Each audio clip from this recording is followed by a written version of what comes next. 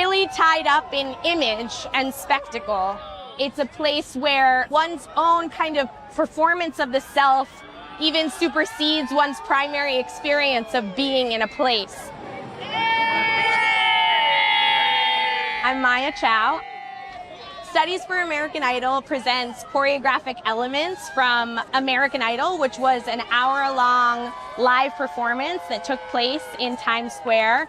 The piece explores pedestrians' behaviors of Times Square, as well as the gestures of figures in crowd simulation software. I have been artist in residence at Times Square for the past 3 years or so. That's how I kind of arrived at the idea of the doppelganger, was I started to see people who resembled one another or were doing similar things. And I started to become curious about how this space conditions people to behave, especially with this ever-present camera that everyone is performing for. And that is what really gave rise to American Idol as a performance piece, and then also Studies for American Idol. In the choreography by Lena Engelstein, we became interested in how the crowd simulation software had certain glitches. The crowd simulation software will have animated figures that are doing what crowds do, clapping, waiting, scrolling.